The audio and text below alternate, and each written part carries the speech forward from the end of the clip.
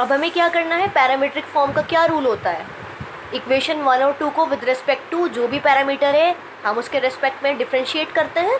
So on differentiating equation 1 and 2 with respect to theta we get, चलिए dx upon D theta निकालते हैं. A as it is cos cube, यानी ये हमारा x cos theta x की तरह treat होगा तो x क्यूब का 3x स्क्वायर होता है. सो 3a cos square theta, cos का होगा minus sine theta. Similarly dy by D theta निकालेंगे हम, 3a sine square theta into cos theta. हम जानते हैं कि पैरामीट्रिक फॉर्म में कैसे dy बाई डी एक्स निकलता है, हम ऐसे लिख सकते हैं dy by D theta into D theta by D x. देखो सेम वैल्यू आ रही है, यानी हमारा की रूल है पैरामीट्रिक फॉर्म को सॉल्व करने के लिए. जब भी dy बाई डी एक्स पूछा जाए, y को with respect to new parameter किया है जिसकी फॉर्म में क्वेश्चन है, फिर x को किया और उसका रेसिप्रोकल कर दिया. जब हम डिवीजन में लेके जाएंगे तो आंसर सेम आएगा. यानी dy बाई डी थीटा तो आप यहाँ रखिए 3a sine square theta cos theta upon, देखो D theta by D X multiply करना है तो यानी हम D X by D theta से डिवाइड भी कर सकते हैं, बात वही है. So minus 3a cos square theta into sine theta, ये 3a से cancel. So I got sine upon cos minus tan theta. But my question is in form of x, तो x की फॉर्म में ही आंसर देना है.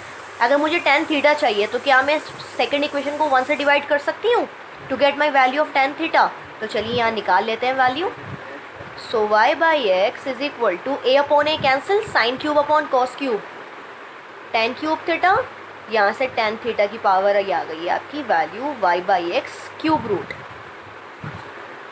ठीक है, 1/3 power है दैट इज क्यूब रूट आ गया है, तो आप यहाँ इजीली वैल्यू रख सकते हैं minus tan theta is equal to cube root y upon x. This is my answer. So this was the method we learn right now. जो भी हमने सीखा है इसके लिए आप लास्ट वीडियो ज़रूर देखिएगा ताकि आपको पैरामीट्रिक फॉर्म की आइडेंटिफिकेशन अच्छे से करनी आ जाए और आप क्वेश्चन भी आसानी से सॉल्व कर लें. अब इस क्वेश्चन को अगर आपसे पूछा जाए डायरेक्ट मेथड से विदाउट पैरामीट्रिक फॉर्म तो आप कैसे करेंगे वो भी देख लीजिए ताकि आपको आसानी रहे और जो मेथड आपको आसान लगे आप उसे अडॉप्ट कर लें for this question. Second method आपका क्वेश्चन था x to the power 2/3 plus y to the power 2/3 is equal to a to the power 2/3. इसे इक्वेशन 1 मान सकते हैं.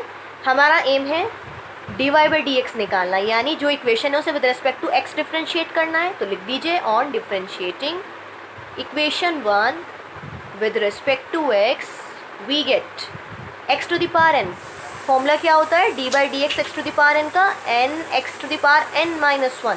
तो देखिए यहाँ x टू द पावर 2/3 है तो ये हो जाएगा 2/3 x to the power 2/3 minus 1 minus 1/3 आ जाएगा एलसीएम लेने के बाद. Similarly 2/3 y to the power minus 1/3, और क्योंकि ये y है with respect to x question चल रहा है so dy by D x हो जाएगा. a to the power 2/3 is constant so derivative is 0. So 2/3 will be common, 0 के डिवीजन में जाके ख़त्म हो जाएगा. इक्वेशन बच जाएगी minus 1/3 y to the power minus 1/3 dy by D x is equal to 0. इसे इधर ही रखिए, शिफ्ट कर दीजिए. So y to the power minus 1/3 dy by D x is equal to minus x to the power minus 1/3. So I got dy by D x is equal to minus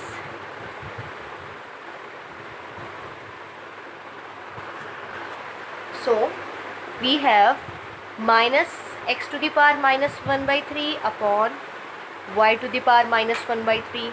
I am solving here.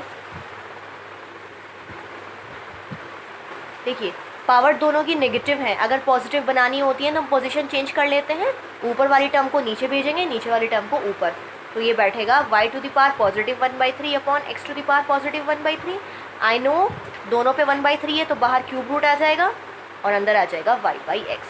So I got dy by D x is equal to minus cube root of y by x. देखिए वही answer आया है.